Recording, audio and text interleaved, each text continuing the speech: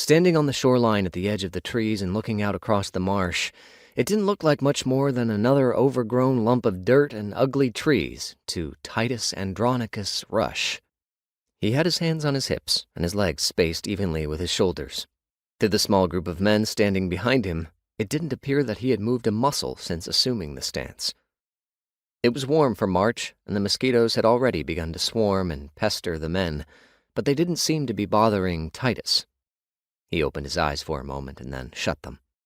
The only change on his face was a slightly deeper furrow across his weathered forehead. "Do you suppose he could hurry this up a bit?" complained one of the men. He was a heavy-set bureaucrat of some kind, and his business suit looked out of place against the tall bushes and trees.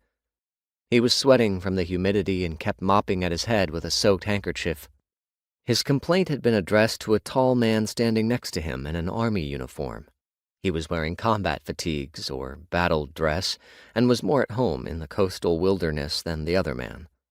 He had the close-cropped gray hair of a career military type, and he had the hard, chiseled features of a man who had seen rough times.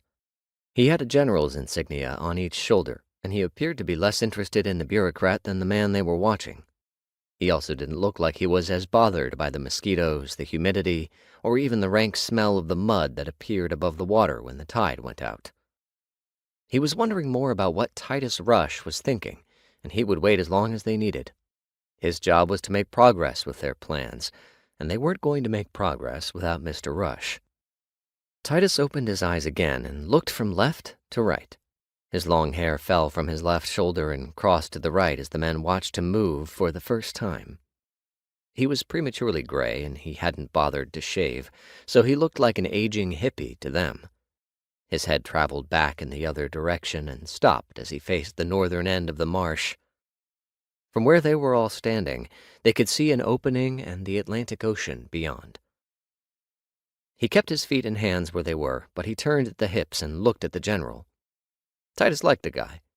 He was prone to asking questions that he was smart enough to answer for himself, but Titus knew he was just getting things out in the open. An almost imperceptible nod of his head made the general smile slightly, and he stepped away from the others to stand next to Titus. The bureaucrat started to move forward too, but Titus froze him in his tracks with a cold stare. Titus had made it clear from the start that he didn't like the whining man who had flown with them from Washington down to South Carolina, but he had been enjoying the man's obvious discomfort. Just to mess with him, he glanced past the sweating man toward the trees behind the group of waiting men.